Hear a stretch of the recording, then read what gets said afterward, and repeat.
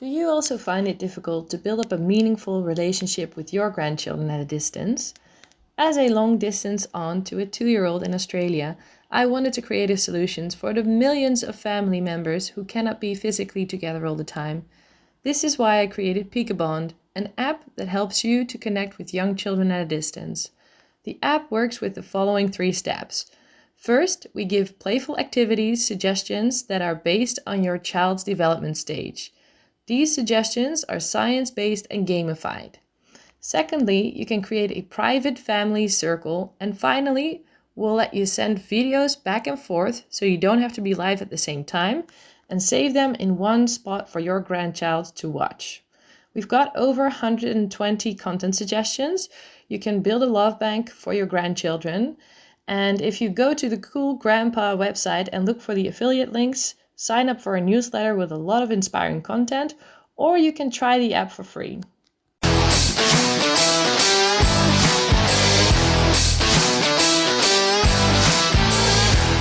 Hello and welcome to the Cool Grandpa Podcast. This is your host Greg Payne coming at you from Studio 12. This podcast is about being the best possible grandpa you can be, focusing on what it is to be a grandpa and how we can all share that experience together for our grandchildren.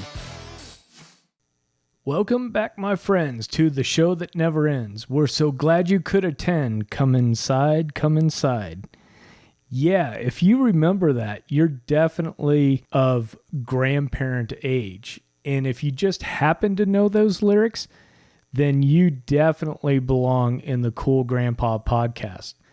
Those lyrics are from Emerson, Lake and Palmer's Carnival Number 9, First Impression. And something I don't know why. It's one of those things that gets stuck in my head when I'm talking and thinking about introductions and welcoming people into, whether it was an old Scoutmaster minute at the end of a campfire or court of honor, something even when I was hosting Toastmaster meetings, that those lyrics would pop into my head. So I'm jumping in there, kind of indulging myself a little bit, but I appreciate the patience, and hopefully that sparks one of those, oh yeah, I haven't heard that song in forever kind of voices in your head. This episode is called Priming the Pump. And what I mean by that is we're going to be talking about what you want to do before you go on site. You know, for those of us that are remote and away from our grandchildren, and I'm going to say probably, let's say 3 hours or more away, then definitely priming the pump or planning for your on-site visit is something that I think leads to a really successful time when you're visiting your adult children and your grandchildren. Now, here's a quote for you that I really like, and it's by probably the most famous yogi of all time, Yogi Berra. Yogi Berra says, "If you don't know where you are going, you'll end up someplace else." And man, is that a true statement, especially when it comes to, I think, expectations about going on site and being with our remote grandchildren and children. Because if we don't have any plans, then whatever that time is that we have with them, a week, a few days, a month, maybe more, then I think what ends up happening is that we leave and we sometimes have a lot of regrets over missed opportunities, plans that we wanted to make or have happen that still just remained in our heads. You know, unrealized expectations, let's say.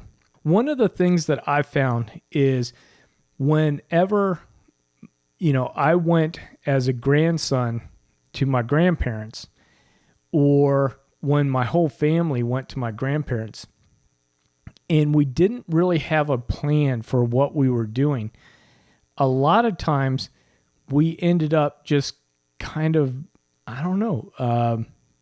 waiting until the middle of the day to figure something out, waiting until our visit was almost up before we went out and did some activities that, either my grandparents wanted to do or that we wanted to do.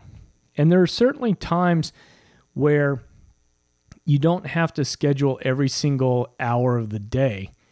And I know that I often have the reputation of I can be totally spontaneous as long as it's perfectly planned out. And I get that. That's my personality. I like to have a plan. But I'm not suggesting that we have to, as I said, plan down to every second. But I am saying without some kind of plan, or at least a guidepost of how we want that visit to turn out, we're going to end up leaving a lot of unrealized expectations.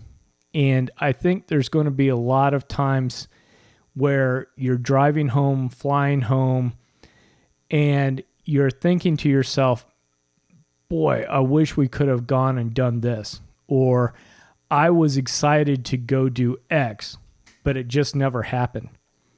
A lot of times when we plan to go do X, it stays in our heads.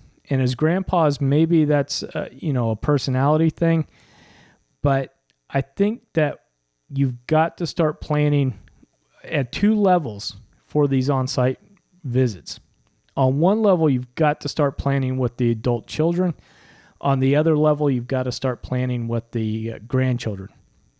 So once you have an idea of when you're going to visit, how long that visit's going to last, then I think you've got to start communicating about what it is that you want to do over the time that you're there.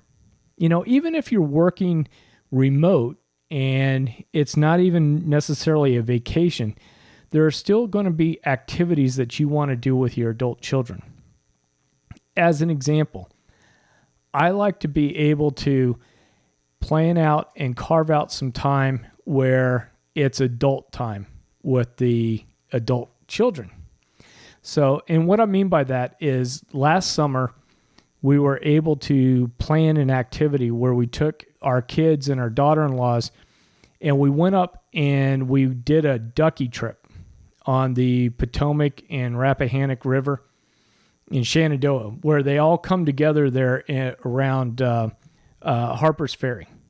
It was a great activity. And for those of you that don't know, duckies typically are yellow in color, but today they're making them in blue and gray and everything. But think about inflatable kayaks.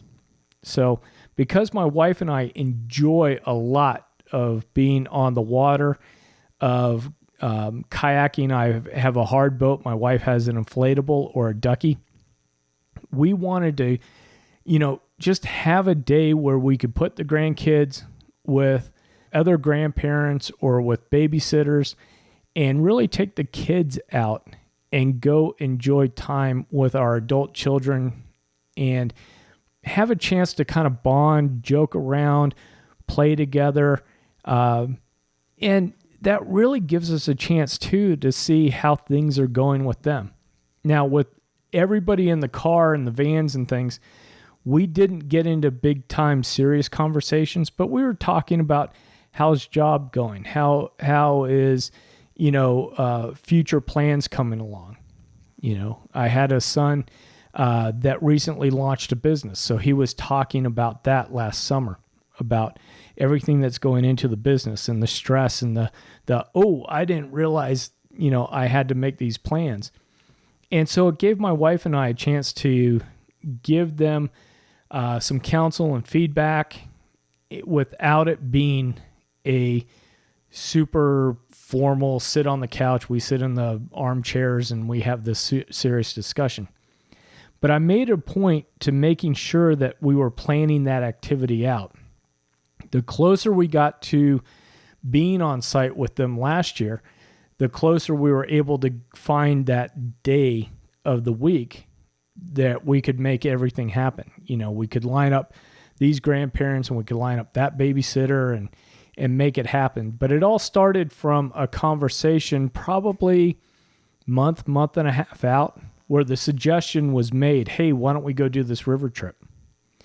So this last spring when we went up to Virginia, right around Easter, we went up there, and with one of our sons and our daughter-in-law, we decided that we wanted to go to a Baltimore Orioles game.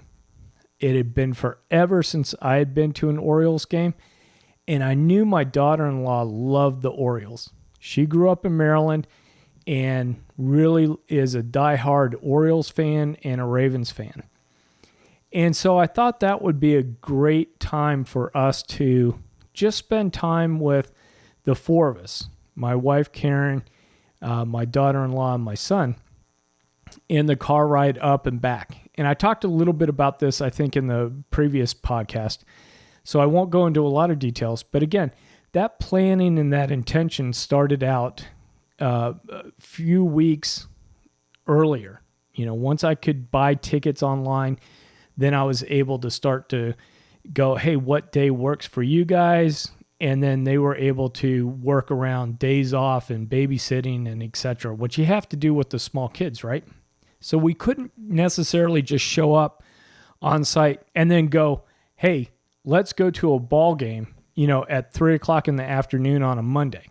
We've got little ones to deal with now. It's a lot of planning and preparation. So I think you have to respect that. And then also too, it lets my adult children know what my expectations are. I want to go up and have fun with you. I want to spend time with you. You guys are important. And it's a way for us to check in by going through that process of making sure that it was on the calendar. The other thing too that I think is important, not only for setting aside times for, an adult's dinner or for certain activities that you want with just the adult children, is that we've got to put in expectations and plans around what we want to do with the grandchildren. I think it's really important, especially with young grandchildren, that you talk to the moms and the dads, but especially the moms, to start talking about, hey, I would love to do this with the grandchildren. I'd love to go here with the grandchildren. I'd like to do this activity with the grandchildren. This last activity that I went up to Virginia over Easter, I started talking with my one daughter-in-law about taking my grandson and going to the Air and Space Museum. But I had started that discussion with her several weeks out so that we could line up a good day for us to make that happen. Now, with all of this talk about scheduling, you're going to think that I am scheduling an activity every single day. And some of that's true and some of it's not. And what I mean by that is that there are some days on the calendar where I leave expectations completely blank. And this is what, I love hiking. I like the Appalachian Trail. I like hearing stories about the Appalachian Trail and reading up on it. I'm kind of a junkie on that. And there's this term called 0 days when you're doing long distance hiking. And what a 0 day allows for is for your body to rest, for you to do replenishment purchases on food, on gear, maybe do some gear repair. But essentially, it's a day that during whatever time period is, once a week, twice a week, where you're not planning to make any miles that day. You're not planning to do 10, 15, 20 miles that day. It's a 0 day. It's a time for rest. It's a time for flexibility in the schedule. And so that's what I like to have when I'm doing an on-site, I keep saying on-site visit. I mean, that's just the vernacular from the business world that I'm still working in. But this idea of, hey, I don't have any plans on Thursday. I might have plans Tuesday, Wednesday. I may have some things I want to get done on Monday, but no plans on Thursday. And Thursday's kind of an idea of I can be flexible that day. Anything that comes up while I'm on site, I can plug in to the schedule, or I can work with my adult children to plug those in. And I think that's really helpful because it also keeps me from overscheduling. And again, remember, I'm the person that my loving family describes as being totally capable of spontaneity as long as it's properly planned out. So make sure when you are planning for these on-site trips that you do schedule some, quote, 0 days into your schedule. And then make sure that you're sharing that with the, son-in-laws and daughter-in-laws and, everybody that you're going up for, so that they know that there's some flexibility there for last-minute decisions. The other thing, too, that I want to bring up is priming the pump with the grandkids. And I've got some awesome ideas from Carrie Byrne and the Long Distance Grandparent Society. But then I've also created some on my own as well. A few of these are, if the kids are old enough, start sending some video messages to the parents, right? Especially if they're younger. If they're teenagers or they've got their own devices, you can send videos and you can leave voicemail messages on their phones, letting them know, hey, we're coming into town. Here's a couple of things I'd love to do with you. It could just be, hey, I want to take you out for pizza. Maybe it's taking them and their friends out for pizza. They'd probably love that. But it's starting to give some communication of, hey, we're coming into town. And I can tell you, my 3-year-old grandson was really catching on to this idea. And so when we would call and leave messages and talk with him and share video messages back and forth, we were able to build up that anticipation that he had about when grandma and grandpa were coming into town. Now, my other granddaughter, who's just about to turn 2, she had no idea. So, I didn't spend a lot of time trying to build up anticipation with her. But that's just an age thing. So I would say maybe starting around age 3, start building up, hey, grandma and grandpa are coming into town. I would think with grandchildren younger than that, if you call the day before and saying, hey, we're going to be there tomorrow for your birthday, or we're going to be up there for, to take you to lunch tomorrow. They may register that and they may start that anticipation, but I wouldn't do anything longer than just a day or so for children under 3. The other thing that I did and have been doing with my grandson is sending postcards. And what I've been doing on the postcards is when I was about a month out, and I'm only sending postcards about once a month to him, because anything more than that, I'm competing with, those paper plate filled beans, noisemakers that they bring home from school. So I know where kind of my postcard and my communication level is with him and his attention span. But 30 days out, I sent him a postcard where I was calling out that, hey, I'm going to be there soon. Is the weather nice? I can't wait to see you. And so that just helped, along with the video messaging and the phone calls to my grandson, to let him know that we were coming up, and so that he could start to anticipate our visit.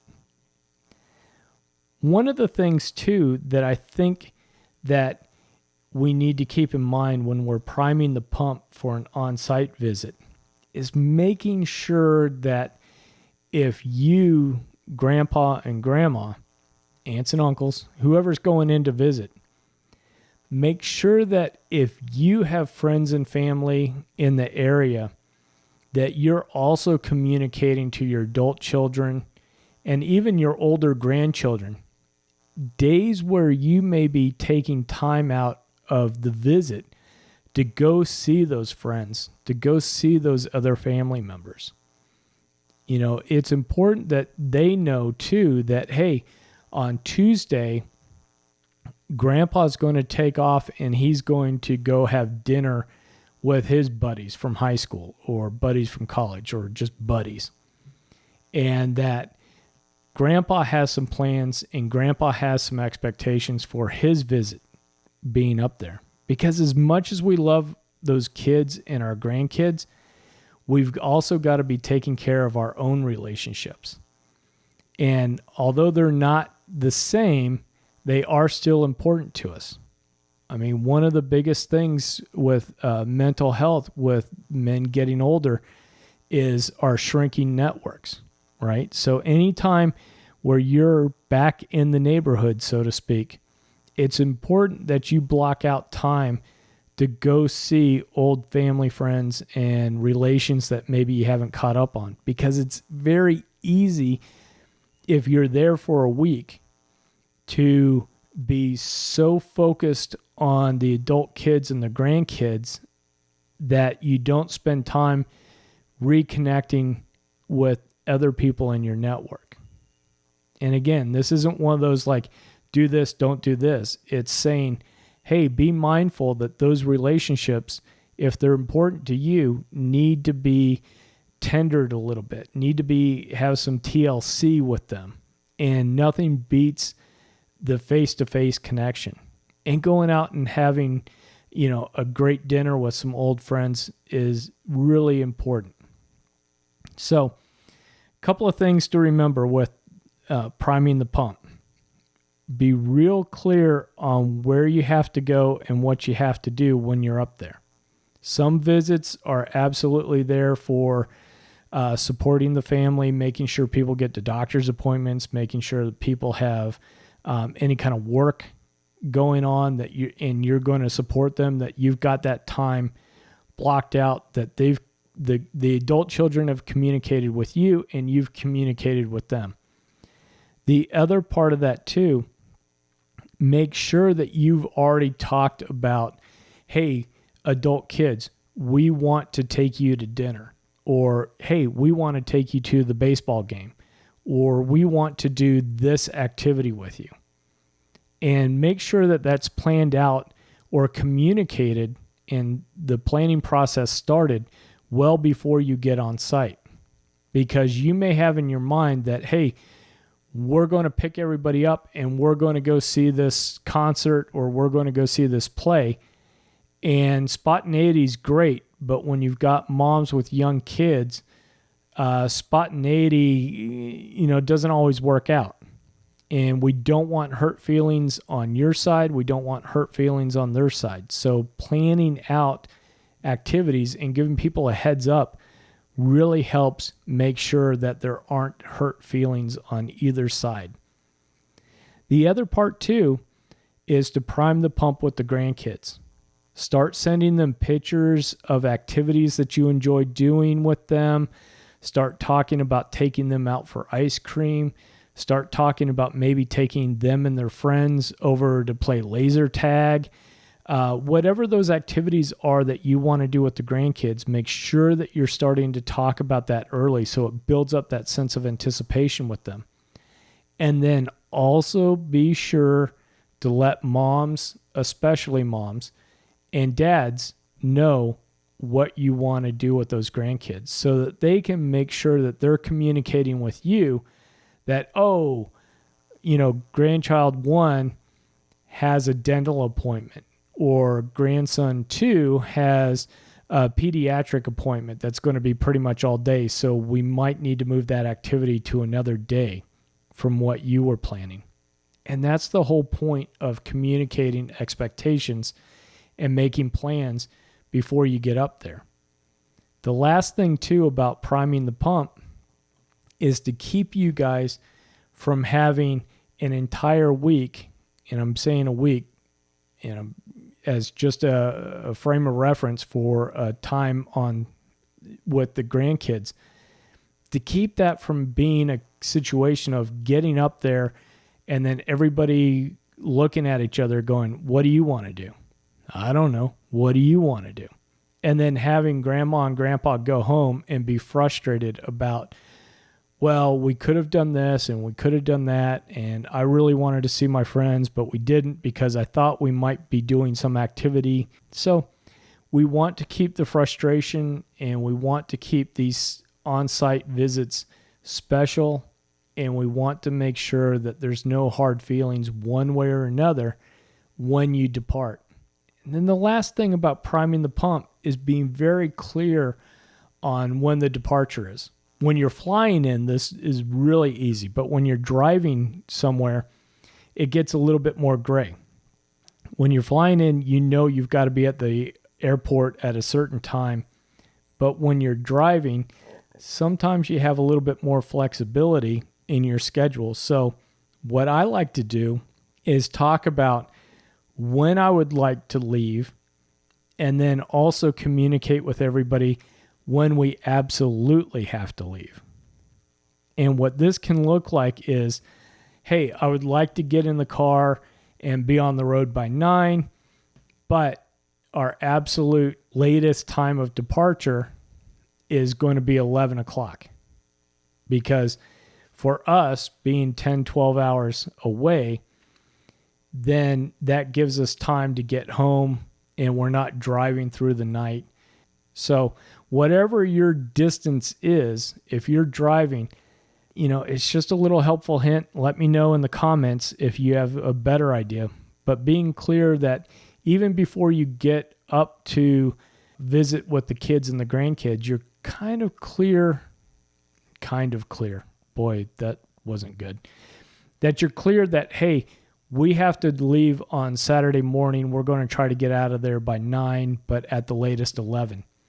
That way they know too when you're gone and when they can start planning activities, when they can start to go out to lunch, when they can start to set up play dates, when they can start to do different things. So that if they're planning any activities on a Saturday, for example, they just know when you're going to be on the road, when you're going to be out, and what plans they can make for the rest of the day. So I hope you found these priming the pump ideas helpful for you.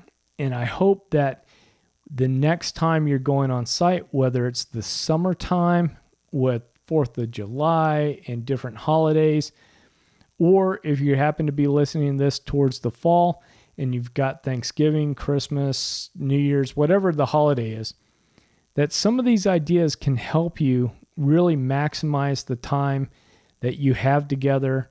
If you've got some other ideas on how to prime the pump before going to visit grandkids and adult kids, please go to the show notes for this episode and leave some comments below. I'd love to hear what you do prior to going on site with your kids and grandkids. I don't really have any music to play us out with this one, but I just hope that you guys really enjoy the summer, and I hope that you all really enjoy the next time you're on site with your kids. Until next time, remember to stay cool.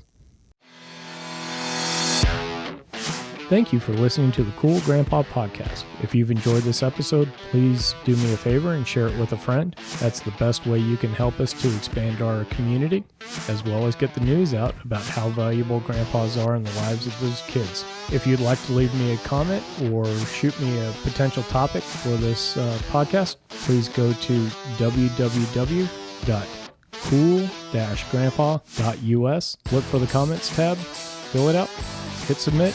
It's as easy as that. Until next time, remember to stay cool.